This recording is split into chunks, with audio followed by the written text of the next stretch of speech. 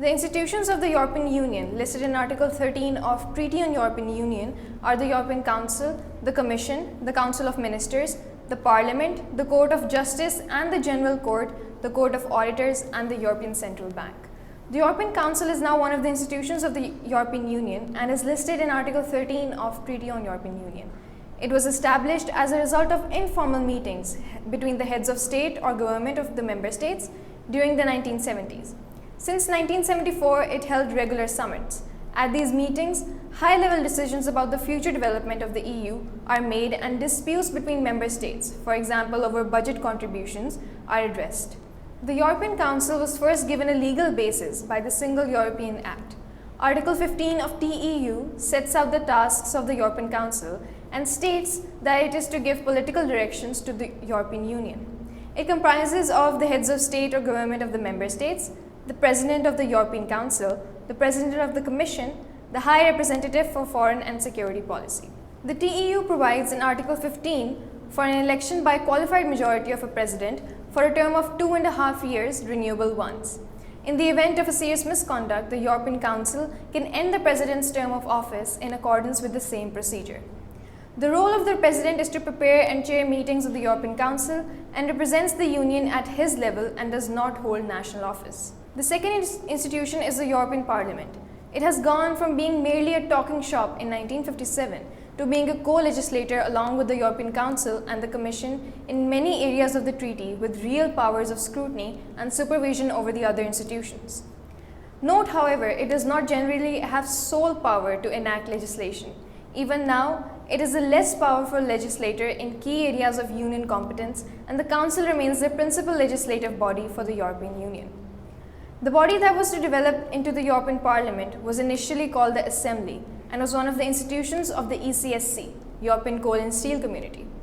The maximum number of seats is set by Article 14 TEU and varies according to a country's population.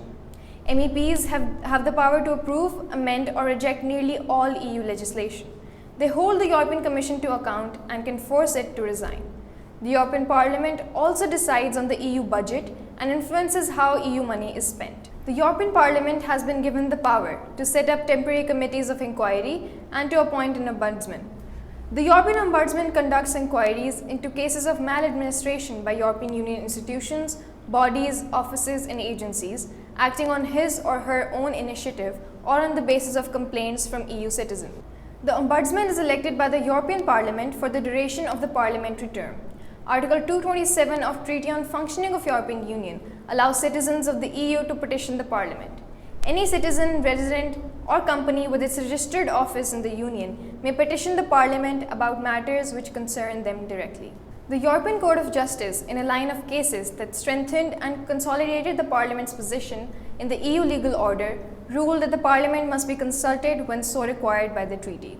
Failure to observe this essential procedural requirement is a ground for annulment under Article 263 of Treaty on Functioning of European Union. The Single European Act 1986 introduced a major extension of the EP's power with the introduction of the cooperation procedure.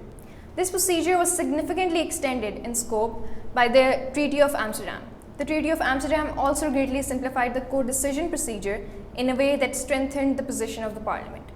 The Treaty of Lisbon extends the co-decision procedure to become the ordinary legislative procedure. The position of the Parliament has been significantly strengthened in regard to the appointment of the Commission.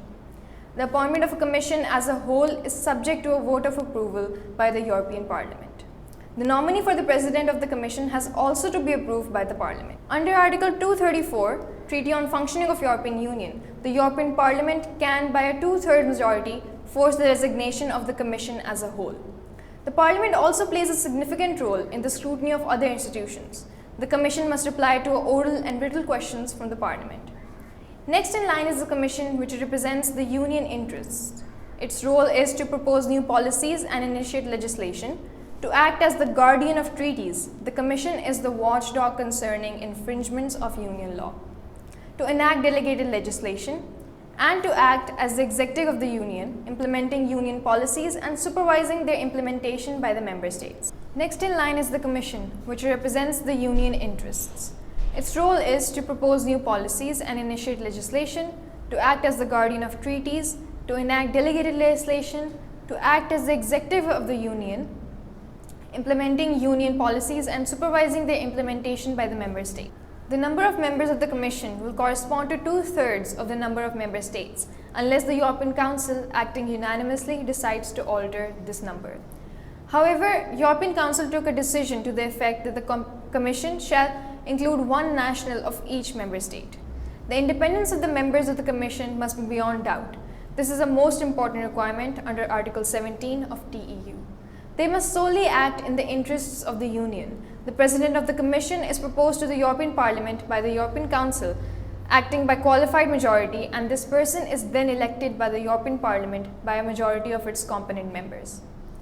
The President then appoints the Vice Presidents from among the Commissioners. One of the Vice Presidents is the High Representative of the Union for Foreign Affairs and Security Policy. Although the Parliament does not have the power to veto the appointment of the individual Commissioners, it can veto the appointment of the Commission as a whole.